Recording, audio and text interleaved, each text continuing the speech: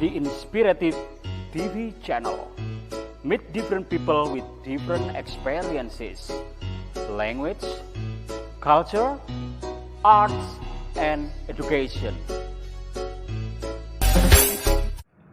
Halo Mr. Ali, selamat siang Mr. Ali. Selamat siang, good afternoon. Yes.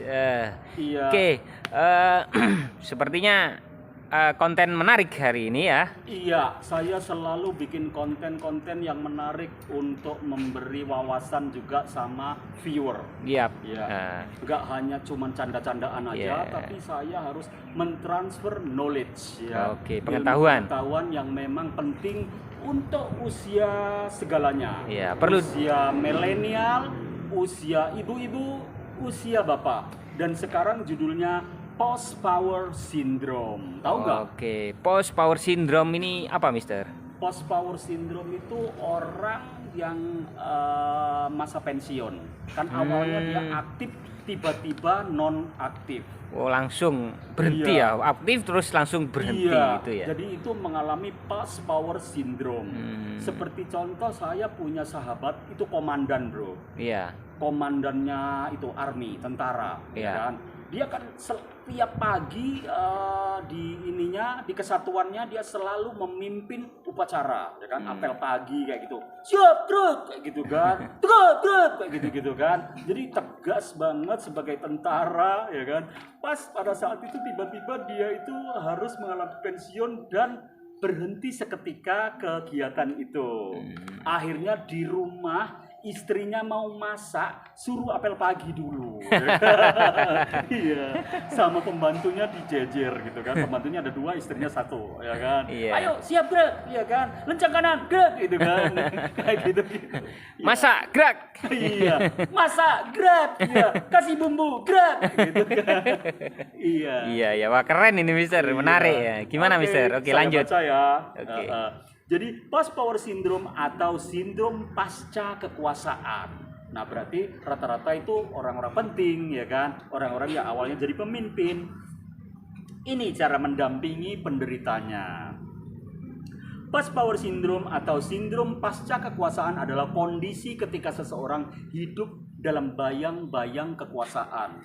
Karena memang orang itu kalau udah berkuasa nggak terus berkuasa ya, bro. Oke, selanjutnya pernah dimilikinya dan belum bisa menerima hilangnya kekuasaan itu. Post Power Syndrome sering dialami oleh orang yang baru saja memasuki pasca pensiun. Tidak sedikit orang yang menjadikan pekerjaan sebagai bentuk aktualisasi diri dan tujuan hidupnya saat memasuki masa pensiun. Orang-orang seperti ini tidak hanya kehilangan pekerjaan yang dicintainya, tetapi juga segala bentuk penghargaan diri yang mereka dapatkan saat masih bekerja, dielu-elukan, dipuji-puji orang, rasa hormat orang, dan rasa dibutuhkan oleh orang lain. Dan perubahan besar ini bisa mengakibatkan timbulnya perasaan bahwa merasa sudah tidak berguna lagi, tidak berharga lagi, bahkan tidak memiliki tujuan hidup. Oke, kondisi inilah yang disebut dengan Post Power Syndrome. Dan perubahan besar ini bisa mengakibatkan timbulnya perasaan bahwa mereka sudah tidak lagi berguna. Bila salah satu keluarga atau teman Anda mengalami Post Power Syndrome, bantulah dia dan dukunglah dia. Anda sangat ia butuhkan agar bisa melewati masa-masa ini.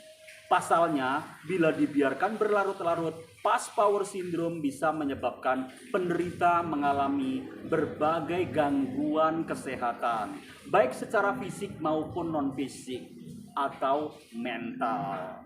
Gejala Post Power Syndrome, ada beberapa gejala yang bisa menjadi tanda bahwa seseorang sedang mengalami Post Power Syndrome. Berikut adalah beberapa di antaranya. Yang pertama, kurang bergairah dalam menjalani kehidupan setelah pensiun atau pasca pensiun, mudah tersinggung, menarik diri dari pergaulan, tidak mau kalah, tidak suka mendengar pendapat orang lain, suka mengkritik atau mencela pendapat orang lain, suka membicarakan mengenai kehebatan atau kekuasaannya di masa lalu. Oke, cara mendampingi orang dengan post power syndrome. Orang yang mengalami post power syndrome biasanya akan menunjukkan berbagai emosi yang negatif. Meski demikian, ingatlah untuk tidak menghindar atau menjauhinya. Bantu ia beradaptasi dan menerima kondisinya melalui beberapa cara berikut ini. 1. Berikan kesibukan baru. Salah satunya alasan seseorang bisa mengalami post-power syndrome adalah karena hilangnya rutinitas atau kebiasaan yang dilakukan setiap hari. Oleh sebab itu, memberi penderita post-power syndrome kesibukan baru bisa menjadi salah satu cara untuk mengalihkan pikirannya dan bayang-bayang pekerjaan di masa lalu. Oke, selanjutnya dikasih bermacam-macam, misalnya olahraga, sekadar menjemput cucu di sekolah setiap sore. Anda juga bisa bertanya kepadanya mengenai kesibukan apa yang ingin ia lakukan di masa pensiun. Yang kedua, jaga komunikasi dengan baik. Seperti yang disebutkan sebelumnya, orang yang sedang mengalami post power syndrome tidak boleh ditinggalkan sendirian, karena hal ini bisa menyebabkan gejala post power syndrome-nya menjadi lebih parah. Maka dari itu, sebisa mungkin Anda harus terus menjaga komunikasi dengan baik dengannya. Yang ketiga, minta bantuan orang ketiga. Contohnya, bila Anda merasa kesulitan dan menghadapi orang yang sedang mengalami post power syndrome, Anda bisa meminta bantuan orang lain untuk menolong Anda mendampinginya. Melakukan cara-cara di atas diharapkan bisa membantu melewati masa post power syndrome, masa pensiun, dan sehat dan bahagia. Selain itu, tetap pastikan penderita post power syndrome menjalani pola hidup yang sehat.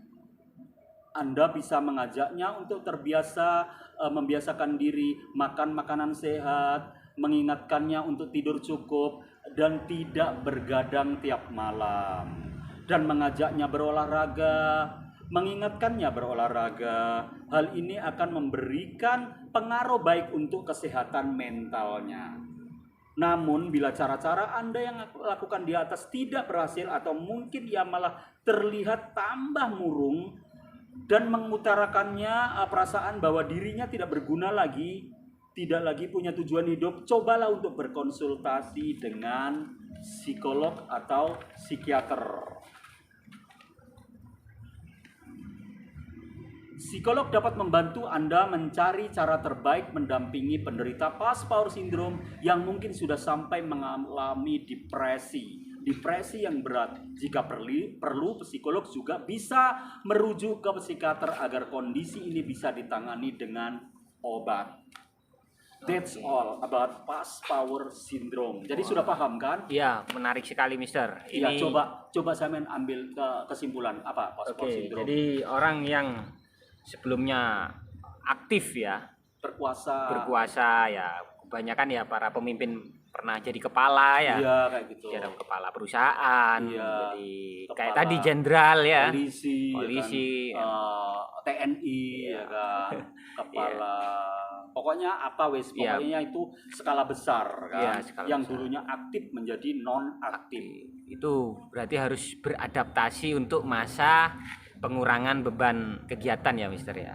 Yang sering dilakukan rutinitas tiap hari. Iya, jadi harus beradaptasi dengan mengisi dengan kayak olahraga, cari kesibukan baru gitu ya, Mister ya. Kalau kita muslim kan itu tadi baca Al-Qur'an, ya kan?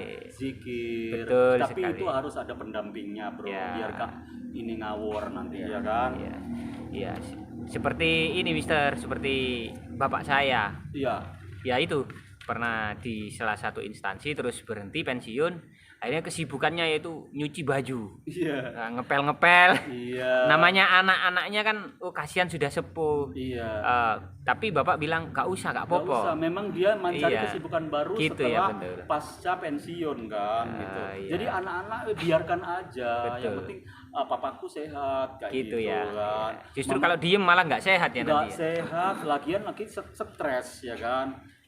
Kalau perlu dia diajak ngobrol ya, sharing dari hati ke hati ya kan. Papa gimana Pak sudah tua seperti ini gitu, nyaman apa enggak? Enggak le, aku anu le gitu kan. Aku biasanya kan di kantor aku sibuk gini ya kan. Anak buahku sering tak seneni, tak kontrol, tak arahkan kayak gitu. Saiki sopo sih tak arahno gitu kan. Betul. Biasanya kalau ada cucu itu seneng ya. Senang ya, makanya kita harus bikin cucu yang banyak ya kan. Betul. Iya, buat para orang tua. Iya. Seperti saya sendiri juga berharap saya mendapatkan momongan gitu, maksudnya cucu ya kan. Iya, betul. Kayak gitu untuk saya yang biasanya aktif. Makanya cucu belum hadir, saya bikin YouTube aja deh gitu, Bro. Oke, nanti ke depan cucunya dibuat Iya, untuk tampil konten. sama sama cucu Oke. gitu, Bro. Untuk biar terhindar dari past power syndrome. Betul sekali ya. Thank you very Oke. much. Have a nice afternoon. See you next time with the same channel. Oke.